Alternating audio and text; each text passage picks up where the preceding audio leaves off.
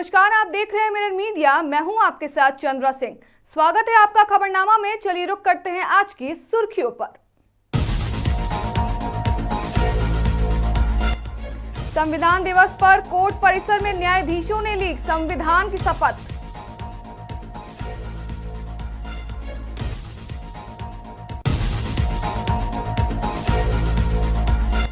BCCL CMD ने कुसुंडा में खदानों का किया निरीक्षण।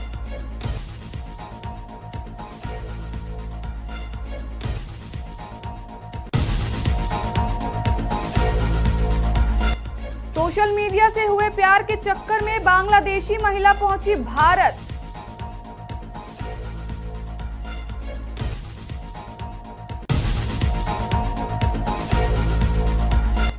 बाबा नगरी देवघर में 26 नवंबर से भव्य आध्यात्मिक आयोजन।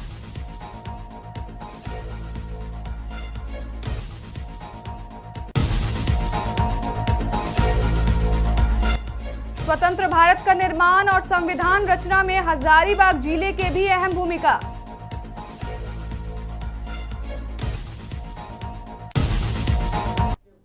अब खबर विस्तार से। बुधवार को धनबाद के प्रधान जिला एवं सत्र न्यायाधीश वीरेंद्र कुमार तिवारी ने कोर्ट परिसर में संविधान दिवस पर संविधान की प्रस्तावना पढ़कर शपथ ली। इस दौरान उन्होंने कहा कि भारतीय संविधान की शक्ति, उसके उद्देश्य, उसमें वर्णित सामाजिक आर्थिक न्याय की परिकल्पना समझने का इससे अच्छा अवसर कोई नहीं हो सकता।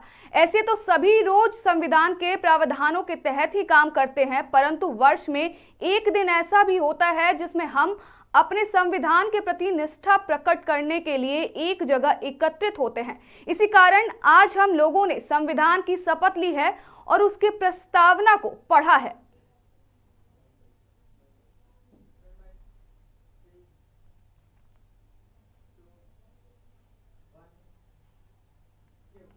बीसीसीएल सीएमडी मनोज कुमार अग्रवाल ने मंगलवार को कुसुंडा क्षेत्र के विभिन्न खदानों का निरीक्षण किया।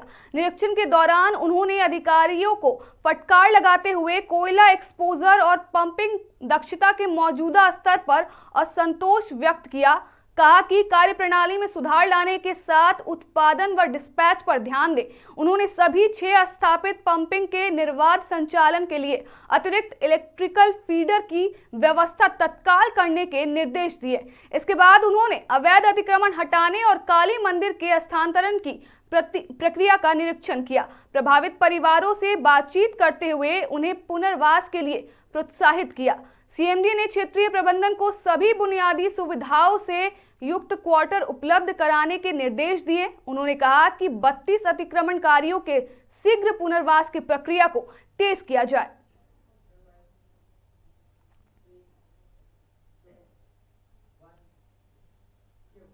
इन दिनों एसआईआर को लेकर बवाल मचा हुआ है। इसी बीच एक मामला हजारीबाग से प्रकाश में आया है, जहां बांग्लादेश की रहने वाली बिस्टी शेख फर्जी दस्तावेज के साथ हजारीबाग में रह रही हैं। इसके पीछे की दास्तां भी अजीबोगरीब है। सोशल मीडिया के जरिए चौपारण के रहने वाले रजत कुमार साहू से दोस्ती हुआ और दोस्ती प्यार में बदल गया। रजत की चाहत में वह बांग्लादेश से बिना पासपोर्ट वीजा के भारत आ गई। यहाँ वह गलत तरीके से आधार और पैन कार्ड बना लिया। शादी करने के बाद युवक ने उसे छोड़ दिया और अब न्याय चाहती हैं। महिला मूल रूप से बांग्लादेश के ढाका जिला बेरिसल की रहने वाली हैं। सोशल मीडिया पर हुई दोस्ती ने उन्हें सरहदों के पार भारत तक ला दिया। बिस्टी बताती हैं कि वे मुस्लिम समुदाय से आती थीं, लेकिन युवक के परिवार ने इस रिश्ते का विरोध किया। जनवरी 2023 में उनका धर्म परिवर्तन कराया गया और फरवरी 2023 में दोनों ने हिंदू रीति रिवाज से शादी कर ली। शादी के बाद वे फिर मुंबई लौट आए और अपनी नई जिंदगी शुरू की। मुंबई में मेहनत कर अपने पति के लिए गाड़ी तक खरीद दी ताकि वह काम कर सके और घर में मदद हो, लेकिन उनके मुताबिक पति हर दिन नशे में ही डूबा रहता था। फरवरी 2025 में युवक अपने घर चौपारण जाने की बात कहकर निकला और कहा कि कुछ दिनों में वापस आ जाएगा, लेकिन उस दिन के बाद वह कभी नहीं लौटा। लेकिन यहाँ सवाल खड़ा होता है कि आखिर महिला का फर्जी दस्तावेज कैसे बन गया। बहरहाल मामला काफी गंभीर है और इस पर प्रकाश से जांच की जाती है। फिलहाल पीड़िता ने ऑनलाइन शिकायत भी दर्ज कराई है। मेरा नाम बिस्टी शेख है।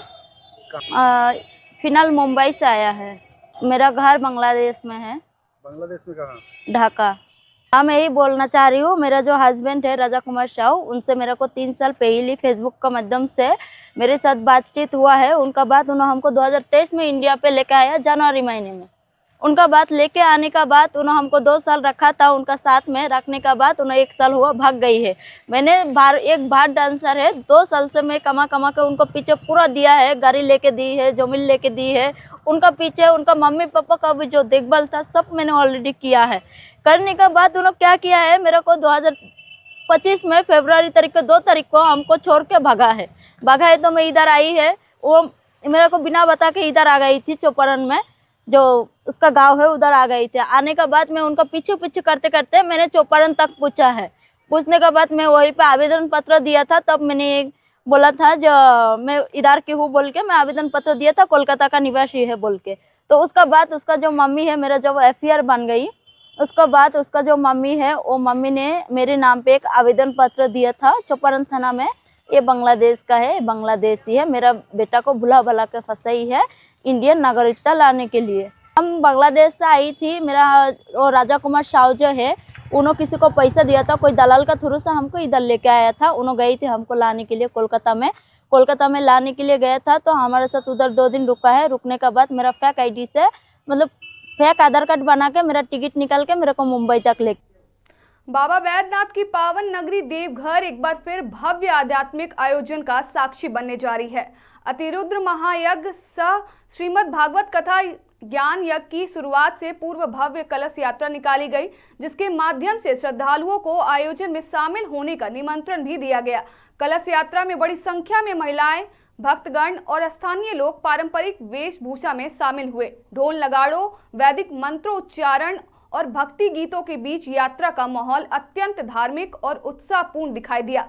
आज से इस महायज्ञ का शुभारंभ होगा, जो 4 दिसंबर तक निरंतर चलेगा। इस दौरान विविध धार्मिक अनुष्ठान, कथा वाचन और यज्ञ कर्म संपन्न किए जाएंगे, जिसमें बड़ी संख्या में श्रद्धालुओं के पहुंचने की संभावना है।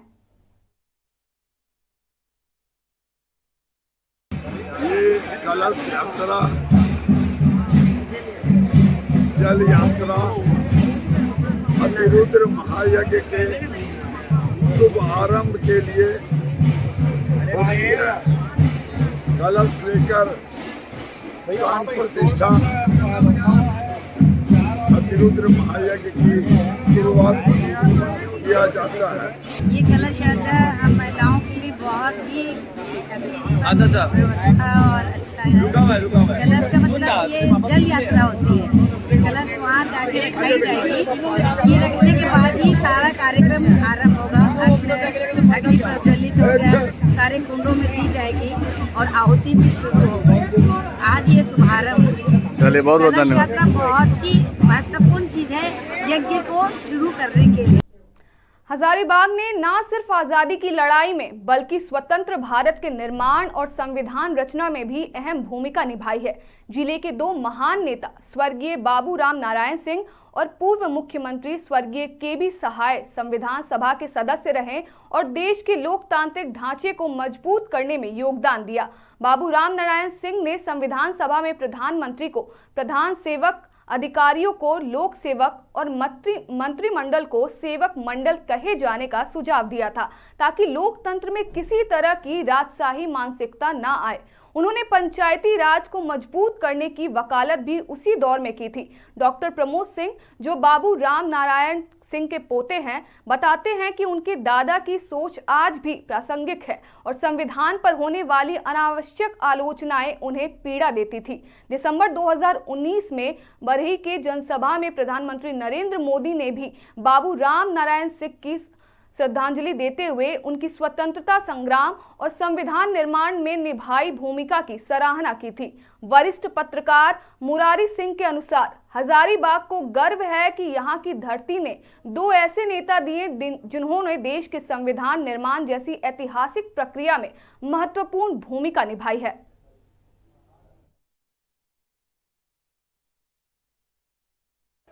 भाई और बहनों, इस धरती ने भगवान बिरसा मुंडा से लेकर जयप्रकाश नारायण और अटल बिहारी वाजपेयी तक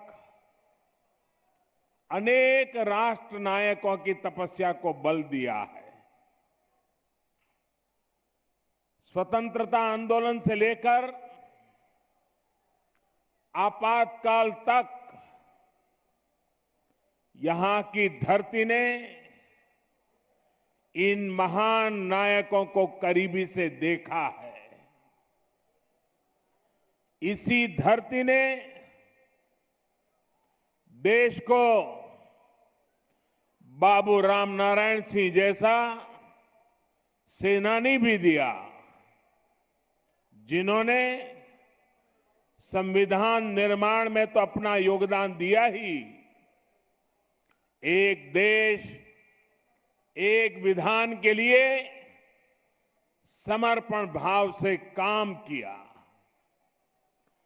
डॉक्टर श्यामा प्रसाद मुखर्जी के साथ मिलकर उन्होंने जम्मू कश्मीर में अलग प्रधान, अलग संविधान को खत्म करने के लिए संघर्ष किया। हजारीबाग शुरू से ही जब राष्ट्रीय आंदोलन की शुरुआत हुई, उसी समय से इसकी महत्वपूर्ण भूमिका रही है और इतिहास के पन्नों में तमाम चीज़ें दर्ज हैं।